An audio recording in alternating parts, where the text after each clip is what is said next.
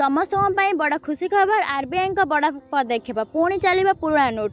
भारतीय reserve bank परिवेश को ध्यान में रखी एक अन्य पदक्षेप नहीं। पदक्षेप अनुसार एवं वार्षिक जमा होता टन टन कटाफटा नोट को आलिया गदा को फिंगा ना को काठ भली मजबूत बोर्ड रूपांतरित कर फर्निचर और अन्य उपयोगर वस्तु तैयार कर एथिपाई आरबीआई देशर प्रमुख वैश्विक संस्था सह मिसी यह फर्मूला बाहर करिसेंती।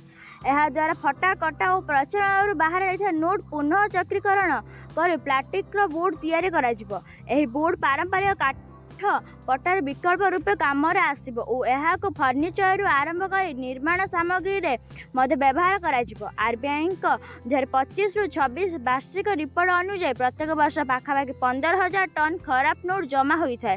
एपर्यंत यह अदरकारी नोट गुड़ी गात खोली पुति दि जाउथिला नचेत पोड़ा जाउथिला। एपरी करिया परिवेश उपर खराब प्रभाव पकाउथिला।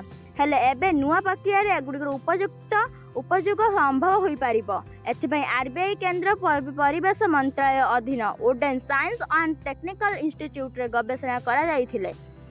एही गवेषणा जना पड़िला जे करेंसी पेपर तैयारी विक्रेट वैषयिक रूपे प्लास्टिक बोर्ड तैयारी सहायक हो पारिबो। यहाँ पर आरबीआई प्लास्टिक तैयारी करुवा कंपानी को पैनल ले जुड़वा आरंभ करथिले। कटाफटा नोट रे थिबा सुरक्षा सूत्र रसायन सही और फाइबर परिवेश को जाई क्षतिकारक प्रभाव पकाउथिले। एगुड़िक पोड़िले वायु रे हानिकारक गैस मिसुथिले। हेले एबे नुआ उपाय रे अदरकारी नोट रे उपयुक्त उपयोग हो पारिबो।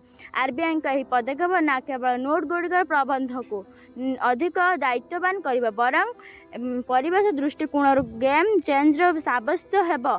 एबे आपण जो टेबल चेयर बसिबे हुए तो ताहा केबे 500 और 2000 टंका नोट नथिला बुली कहि हेबो नाही। वीडियो को लाइक एंड चैनल सब्सक्राइब करंतु।